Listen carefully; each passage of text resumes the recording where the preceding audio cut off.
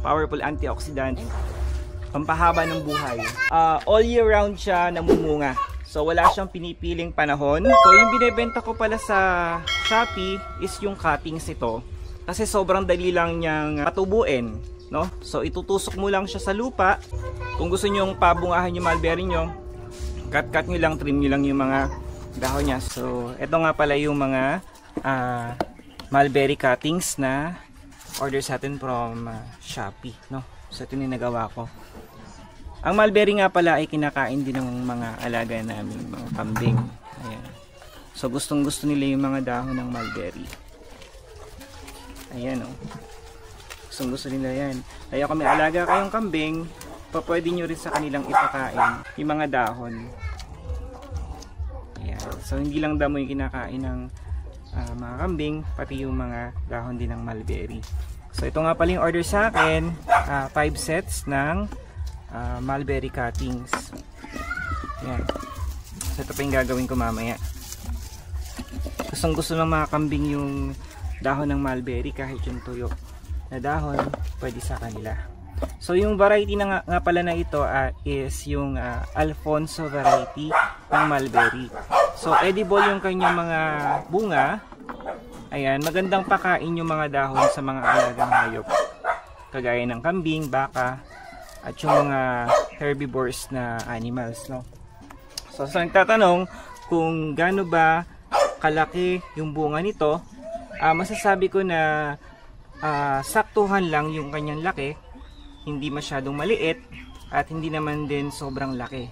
Pero sa taste ng kanyang bunga, masasabi ko na ito yung isa sa pinaka matamis na variety ng bunga ng mulberry, no? Kasi maraming mga varieties ng mulberry, may mga iba't ibang sizes din, yung mga mahaba, yung mga sobrang liit, and then merong yung tinatawag na yung mga Illinois mulberry. So ito yung Alfonso. So, ito yung mother tree namin. So dito nang gagaling lahat ng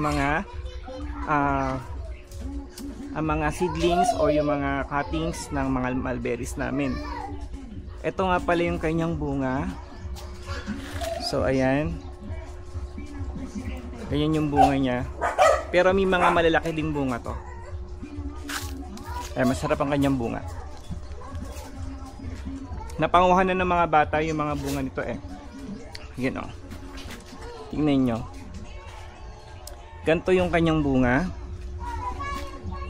Yan, kung makikita ninyo. Ayan, eto pa. So, dun tayo sa pinaka black. Dahil yun yung pinaka matamis. Ayan. So, yung dahon, kinakain ng mga kambing. Ayan. So walang nasasayang na dahon dahil kahit yung mga ganito, yan, kinakain din nila to. Ayun o, kinain. Yan. So pwedeng tagalinis every morning yung mga kambing. Ayan. Sabi ni mama, pahingi din daw siya. Ito, gusto mo?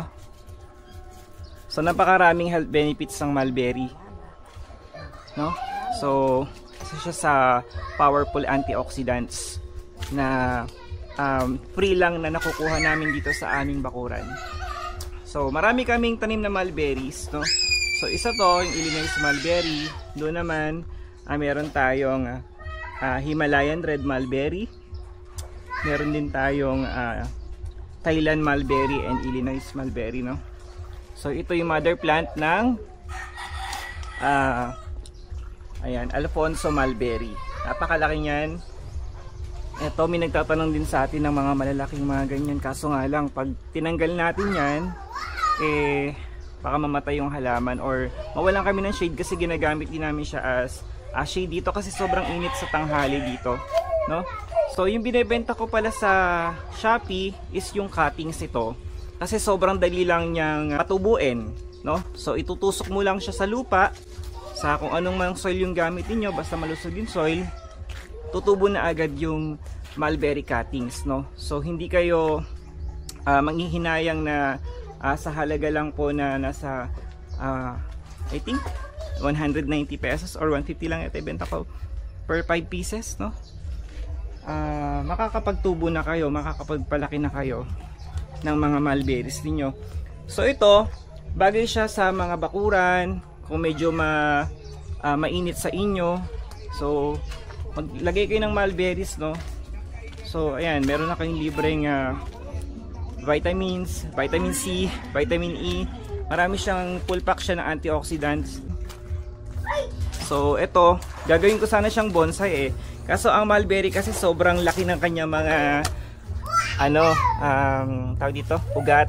So hindi kinaya ng paso. Ito yung mulberry namin na ginawa namin shade sa harapan ng bahay. Namumunga na din to. Ayan. So ito yung kanyang bunga. Ang dami. Ayan. Gusto doon ni mama. Pampaganda. Oo, mayaman kasi siya sa collagen din, vitamin C, powerful antioxidant, pampahaba ng buhay. Diba? Pampaganda ng skin. Ayan.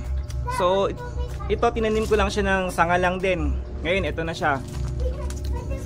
So, pwede kayo makapag-harvest ito within 3 months. Malaki na yan. Pwede na kayo mag-harvest. Kung gusto nyo pabungahan yung mulberry nyo, cut nyo lang, trim nyo lang yung mga dahon niya. So ito is Alfonso variety rin to ng mulberry. Yan, di ba? So everyday meron tayong sources of nutrients na available sa bakuran lang. Yan. So sa dami naming prutas dito sa harapan na mulberry, minsan nakakasawa na. And minsan, yung mga bata, dumadayo pa dito sa mga kapitbahay namin ng mga bata. Inaakit nila yung mulberry, sinusungkit. Kasi doon sa harapan, may mga mulberries din kami doon. Ayan. So, magtanim na rin kayo ng mulberry, no? Maraming health benefits to. Tapos, nakakaganda rin siya ng garden. Kasi pag may mulberry kayo, kakaiba yan. Wala yung mga iba nyong kapitbahay, kayo lang yung mulberry. Yan kalaki yung puno niyan. Tapos all year round siya namumunga. So wala siyang pinipiling panahon. Ayan. So kung gusto niya magbunga, magbubunga siya. Hindi niyo na kailangang pilitin pabungahin ang variety na ito. Ito po yung everbearing mulberry na Alfonso variety. Ayan. So maraming varieties ng mulberry ha. So ito yung pinaka i-recommend ko sa inyo sa mga starter pa lang, sa mga gusto lang mag-alaga ng mulberry, magpalaki ng mulberry. Ito yung sinasuggest ko sa inyo. Ayan. So pati mga dahon yan is walang sayang kasi yung dahon yan pwede natin gawin tsaa. So mayaman din siya sa antioxidants. Pwede rin pakain sa hayop. Yung mga murang mga dahon, pwedeng gulayin. Ayan, sinasama namin to sa sinigang na baboy o kaya paksiw na isda. Ayan, yung mga sanga. So pag pinutol nyo yan, mas dadami yung kanyang mga bunga. Ayan, kinakain ni Rhonda. Ito si Rhonda. Ayan. Ito naman si Scarlett. Hello Scarlett. Ayan, Scarlett. Then, ayan, so marami kayong pwedeng makuha galing sa mulberry. So dito na tayo sa cuttings, no? So kailangan ko pa ng 4 na piraso dahil ito na isa. Ayan. So ito nga pala yung bundle ng mulberry na binebenta ko sa Shopee. Ayan. So check out nyo lang yan sa cart, no? So mura lang naman yan and makakapagtanim na kayo ng quality varieties ng mulberry. At least dito nyo sa akin binili. Kapag meron kayong concern, pwede ko kayong i-guide kung paano siya papalakihin at paparamihin. So yun lang naman. And so thank you for watching and I hope nasubaybayan nyo yung mga previous video ko. Kasi doon tayo nagturo kung paano magparami ng mulberry, kung paano magpabunga ng mulberry, and kung ano ba yung mulberry, kung ano ba yung mga health benefits. And so sa mga bago pa lang sa aking YouTube channel, don't forget to subscribe and share nyo rin yung video na to para mas marami pang ma-inspire na magtanim ng mulberries. So, yun lang po. Maraming salamat sa inyong lahat.